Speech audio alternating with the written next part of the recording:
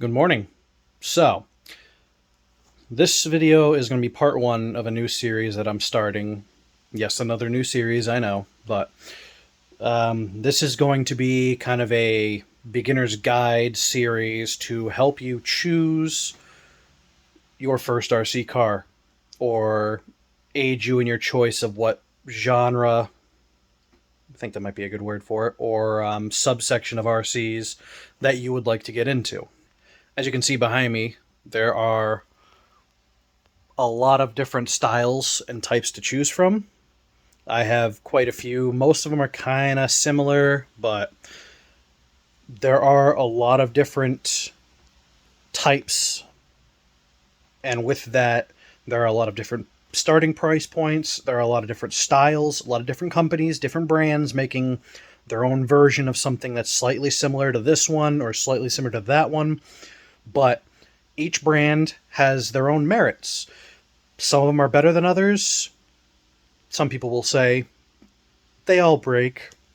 It doesn't matter how nice you are to them or, how much you thrash on them. They all will break. Every single one of these trucks behind me has broken in some shape or form, and they've all been fixed. That's the thing with hobby grade RCs. You can fix them. So, with that, this video series is going to be starting off. I'm going to be looking at two-wheel drive and four-wheel drive buggies because they're a good starting point, and if they pique your interest, there's plenty of them to choose from.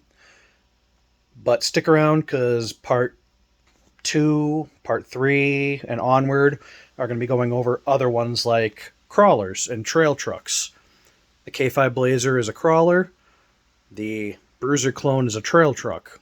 They're slightly similar, but different. So when I get to those, there will be videos on the different types and why one is one and the other is the other, even though they look so much similar. Monster trucks, that'll be another one. Two-wheel drive, the Mari Big Bear, Traxxas Sledgehammers, and Tamiya Blackfoot up there. Yeah, up there. And even the Red Cat Terremoto 10-2 right there, hanging on the side. When I get to those, I got plenty of those to showcase, and there's even more out there to look at. So, without further ado, here we go, into the two-wheel drive and four-wheel drive buggies. So the biggest thing is two-wheel drive buggies are not really low slung, but they are a lot lower than some of the other trucks, like short course trucks or even stadium trucks. Buggies are a little bit lower to the ground, so they don't have as much ground clearance for going off-road, but they can handle, low grass, dirt, some small rocks like gravel. This here is a Tamiya Rising Fighter. I have a history video that will be going up eventually on this little buggy, but it's a two-wheel drive buggy made by Tamiya. It's a kit. I got this one fully assembled, and then I just put my radio gear, servo, and I put a brushless system in it. This thing is pretty quick, but you can see about an inch of suspension travel, if not a little less in the rear, and the front maybe 3/4 of an inch. So not a whole lot of suspension travel, but it will get the job done if you're just looking to have a little fun playing around the dirt or going to the beach. Basic buggy tires in the front and little knobbies in the rear. That's what this one came with. Some of the others have different setups, but if you look at this is the Traxxas Bandit. I'm on Amazon right now. Just getting basic Amazon price points. Preferably, if you have a local hobby shop to go to, go there. They will help you even further, help decide and pick which one you would prefer based on your price point. But this about average price for a Traxxas Bandit. This one is the XL5, so it's brushed. Brushless is obviously faster, but you will pay more for brushless. As you can see, the Bandit, again, low slung. Those ribbed tires in the front, knobbies in the back. I have had one of these, and I tell you, they are a hell of a lot of fun in the dirt. They will get caught on grass, however. Tall grass, they will get stuck. You will get hung up. But overall, a very fun, very easy to work on vehicle. A lot of the Traxxas stuff is very easy to work on. Everything's pretty simple and laid out. And most of their vehicles have a lot of interchangeable parts. All the two-wheel drives, like the Bandit, the Slash, the Rustler, and the Stampede, basically everything can be interchangeable on them. The main differences is kind of the size of the A-arms. The Bandit is the smallest one of that group. And the chassis are different. Other than that, basically everything can be swapped out. So you can have some pretty crazy combinations if you want to really get into it and modify it. So let's look at, see it here in the dirt. That's pretty much what you can expect. This thing will shred through dirt, and it'll be just a blast to drive around.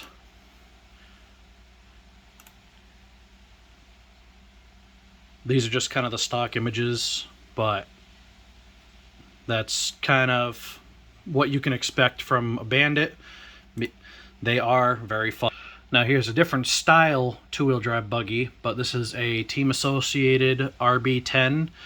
The price point, you can see it's double that plus some of the Bandit, but these ones are used more for not really just bashing around the yard. These ones are more for racing. A lot of people will run these, or some of the other more expensive custom kit buggies in the 2- and 4-wheel drive classes for racing, because they are very low slung and they are very quick. These things will move. Like there you can see some of the internals of this thing. This one is brushless, so that's also part of the reason why the price is so much more. Brushless, you're going to be paying quite a bit more, but you also get a lot better power. They are faster, top speed, not only just acceleration and top speed wise, but you also get more runtime out of your battery because they are more efficient than brushed motors. Another two-wheel drive buggy that a lot of people have and a lot of people know, because it's been around since the 80s, is the Tamiya Grasshopper. This is the kit, so it comes unassembled, but it does include a motor and ESC. So this one has, like I said, it's been around forever. The Grasshopper is just a whole hell of a lot of fun. It's very quirky. It's not very darty. It handles pretty well, but these are very quirky. The suspension setups are very basic, so it kind of bounces around a lot. It's a bit you got to kind of get used to driving it, but this is the only image they have on this listing right here. But they are very fun, and again, very easy to work on because they've been around forever. Parts are everywhere, and as you can see, the brand new kit is very cheap. But that includes the fact that you have to put it together yourself. And you have to buy your own radio, receiver, servo, and battery and charger. So there's the rest of the money that, you know, if you got a couple $100 and you want to get one of these, you can get it. And then radios are pretty cheap. You can get a radio with a receiver, you know, so anywhere from like $20 to $30. Servos are pretty cheap. Batteries and chargers might be the only expensive thing, really, that you gotta get. Those I will cover in a different video, but there are a ton of different types out there. I do, in fact, have a Tamiya Grasshopper. Well, it started out as a Tamiya Grasshopper. This is my Death Race Camaro. I will be doing an in-depth video about this build later on, but this is an original 80s Tamiya Grasshopper chassis that I heavily modified. It's got a brushless system in it, which is way too much for what this thing really should have, but it's a whole hell of a lot of fun. But yeah, as you can see, it's even with the added weight, it still sits decently. So I mean, it's got a little bit of ground clearance, but it does get hung up on a lot. And these tires are not original on a Grasshopper. The Grasshoppers, as you can see, are those kind of ribbed like dune tires. I do have a set of those, but I prefer these ones because I take this in dirt and clay mostly. Oh, either that or I'm driving it on my driveway. But yeah, the Grasshopper itself, I mean, I've got lights in here. I've got an extra servo attached to the body, so in here is kind of a wiring mess because that servo moves this gun with the front tires. When it turns, that turns. And then, of course, it's got lights in the front and rear, so that's kind of a mess in there.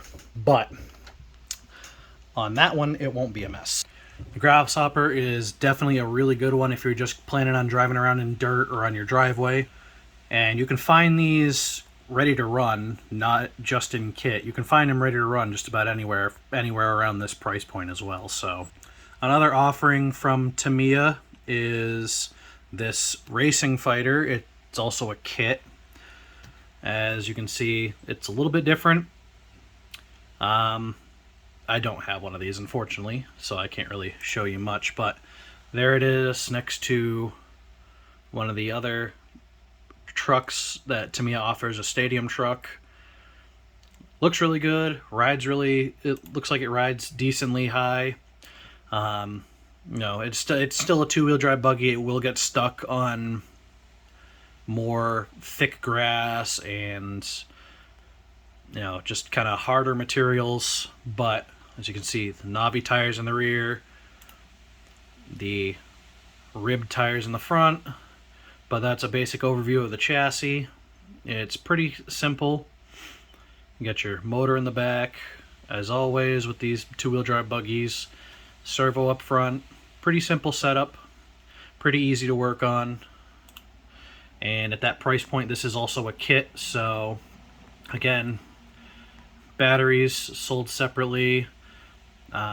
This one, I haven't ordered one, but I believe this kit comes with everything. It just needs to be assembled. I'm not 100% positive on that, but at that price point, it's still pretty decent if you're just looking to not spend a whole lot to get into the hobby and you want something that looks cool and that'll, it'll drive nicely and it'll do what you want. That's another option. Another one that's been around for a little bit, a Tamiya holiday buggy. This one's been around for a while as well, so parts are pretty readily available for it. Again, similar, same kind of basic setup as the other ones. Another kit. You can find these ones ready to run as well for about that price point, so that's just another style. Some people like them, some people don't. But again, just showing you how many different types there are. Here's a more modern one. This replaced the ECX Boost. This is called the ECX Amp Desert Buggy.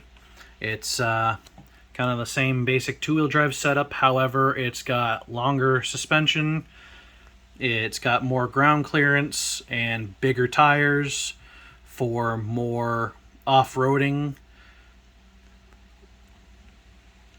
I had an ECX Boost, the buggy that this thing replaced, and they were decent. I'd say on par with a Bandit. I haven't owned one of these, but this one comes ready to run for 160 bucks. So another one that, again, then this comes with everything, with the battery, everything included. So you can just plug it in and go and have fun immediately right out of the box. So that's another one, a little bit more budget friendly for everything included if you're working on a limited budget. And here's another racing kit. This is an Elite racing kit from Team Losi. 2-wheel drive. As you can see, the price point, it is not so budget friendly, but this one is not really designed for thrashing about your yard. It is a racer. This one is very... I've seen these in action, and they do move. They are very quick. It's just seeing, you know, half a dozen to a dozen of these things buzzing around a track is just insane because they are just so quick. It's pretty nuts to watch. There you can see that's the rear end. There's the drive shaft. You know, it's extremely lightweight. It's just a racing buggy. If, you know, that one's not so budget friendly, but that one, if you're looking to get into the racing, that one might be a good option for you.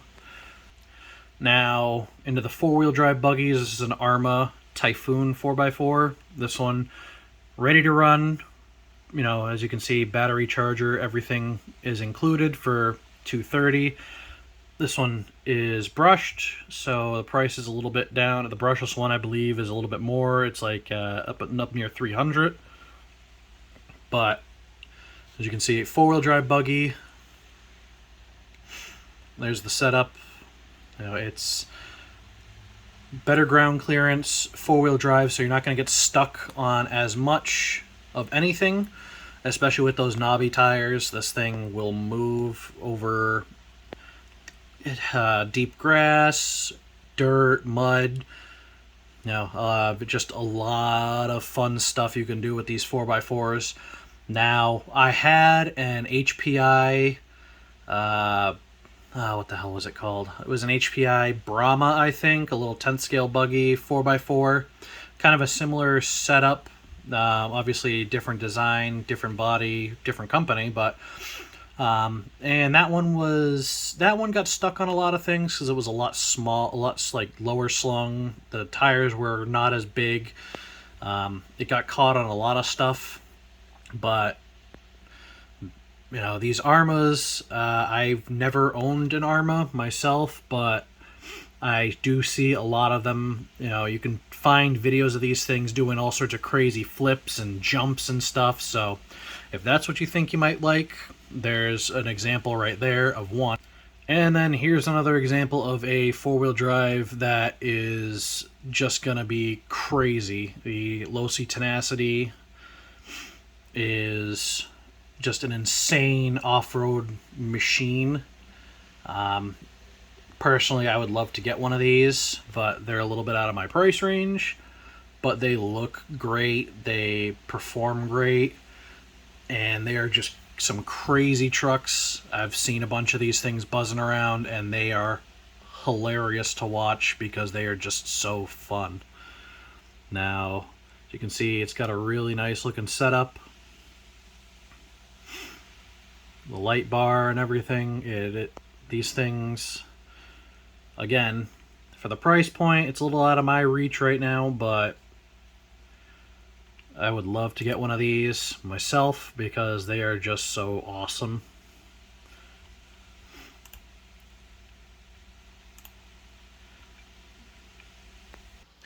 Now, some people and some companies, if you do one of those examples piques your interest and you go look at reviews or, you know, information about them, companies and some other people who are, you know, advertising for those companies or affiliated with them, they will push the products. So sometimes they will kind of hide some of the shortcomings of some of these trucks. So just be careful. If you have a local hobby shop near you, I would suggest, if one of those piques your interest, head over to your local hobby shop, and they will definitely help you a lot further with this getting into it process, because there is just so much to look for in these trucks. There's so many different kinds, so many different price points. There are so many different brands. You just got to find one that you like and that will work with your budget and will do what you want to do. So that's it for the buggy video.